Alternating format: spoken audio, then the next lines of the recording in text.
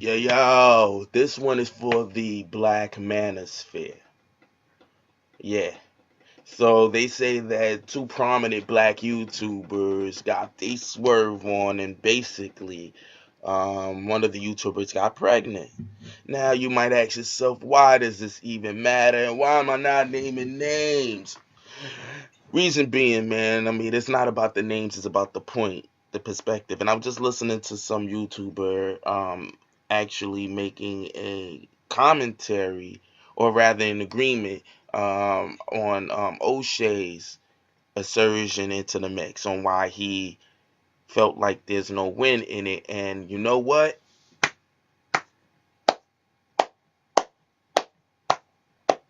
Much applause, man. I'm gonna have to leave the link in below on that one, because it was really, well, first off, I mean, when it comes to certain things in black topics, black politics, black sectors, I hate when we always over focus on all the bad and all the oppressive histories and things that have been against our progression, because we've actually made a lot of progresses, and instead of dwelling on all the near misses, I think we don't celebrate enough of our progress, so that at least we could put a certain type of a positive energy into propelling ourselves into the next stage. Not to say that we don't have a lot of things that we do need to get in front of, but that's neither here nor there. I don't want to get too far away from it.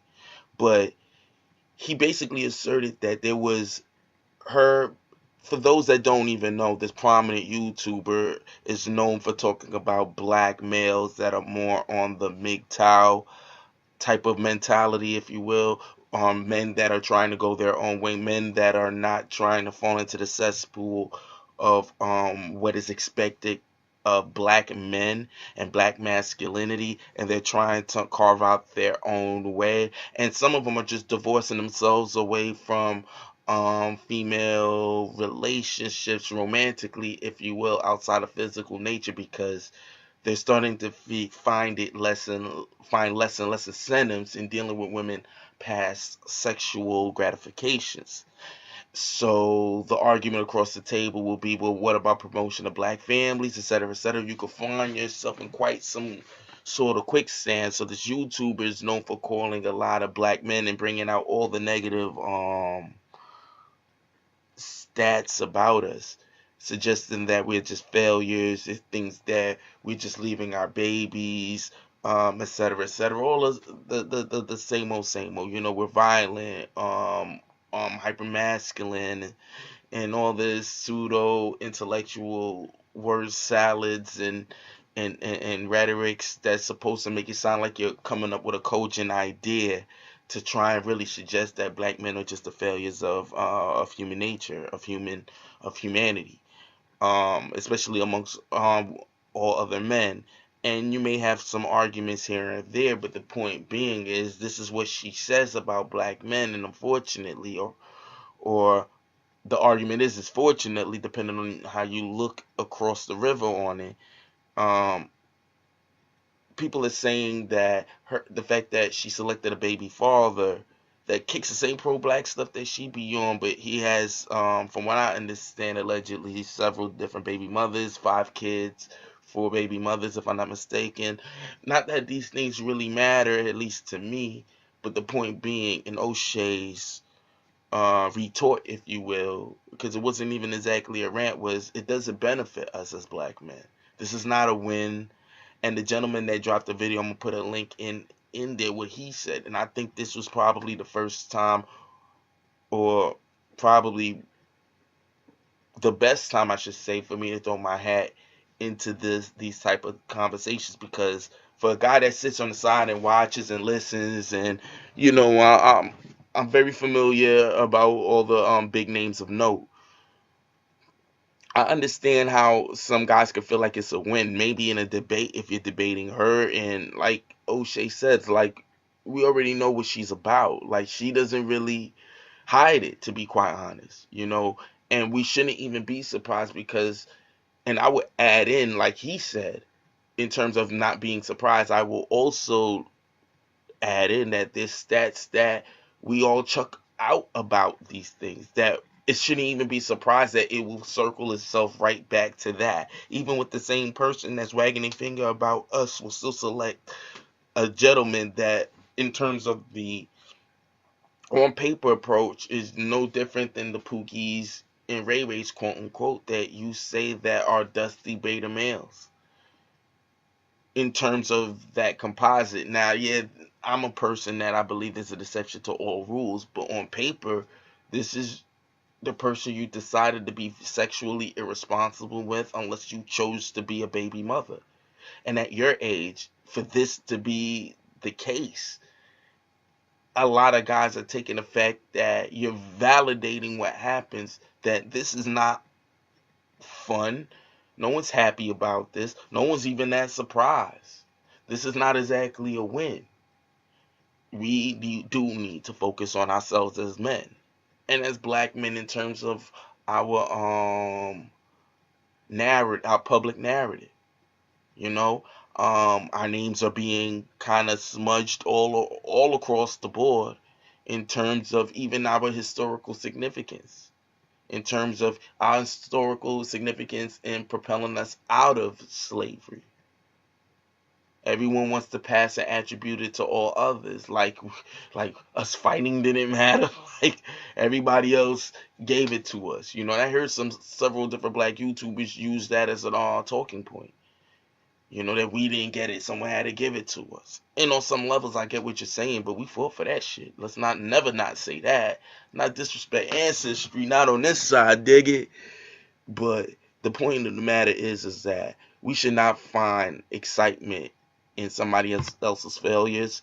And I love what O'Shea talked about in terms of bringing that negative energy. It'll manifest itself personally into your personal life, and you shouldn't be wanting be out here. And as black men, and this is where I wanted to say something new. I feel like as black men, we do need to have a certain code, if you will, and we need to hold ourselves to a higher standard in how we handle ourselves in the public and in our interrelationships with women, be it on public platforms or social media platforms. We need to really assert our position in a very masculine way without having to go into the kid shit, because that only makes us look a whole lot worse. And we have things that can back us up. We got history. We got stats. You know what I mean? We may not be the best at articulating it, and you know what I'm saying? That's something we'll touch on another day.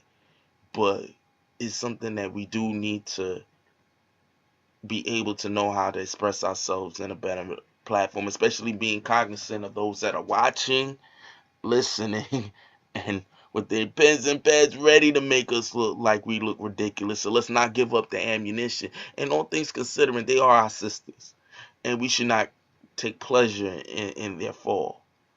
You know, there is no W in this, especially when a kid is going to be birthed into this nonsense, and everybody's going to jump into it. And I just think that what we as men need to take from this is it all proves itself out at the end of the day. The question is how we carry it, how we carry this game. And to always never let this be a distraction. Let us focus on what we got to get done. This is just another example. Another example of what we talk about.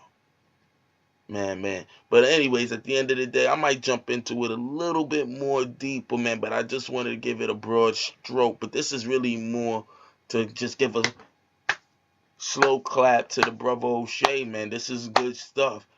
He really didn't get into it on a negative atmosphere. And the other brother, I gotta drop him in a link. You guys need to listen to it. And I'm in total agreement with you, gentlemen, that this is not a W. This is not. We're gonna birth another child that's gonna come through the same nonsense. We just took another L in a way. And as black men, all we have to do is just take this as another example and walk this bad boy. If we're gonna walk towards the end zone, we don't have to be dancing about somebody else like this. Nah, we can walk it in, man. Because at the end of the day, man, we're just trying to move us as a team forward. Because once we as black men move forward, so will the ladies. You know what I mean? And whether you date sisters or not, man. Because I do think that people people forget that we're brothers and sisters. You know what I mean? So whoever you take on, you still got family.